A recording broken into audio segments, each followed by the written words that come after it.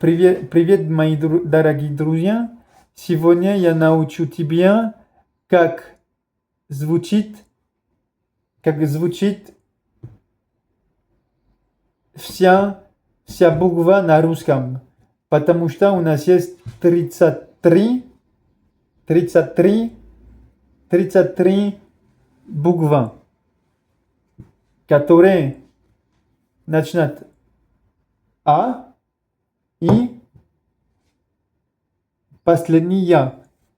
И если ты хочешь знать другая буква, не волнуйся, поставь комментарий и тоже сказать мне, если ты хочешь знать.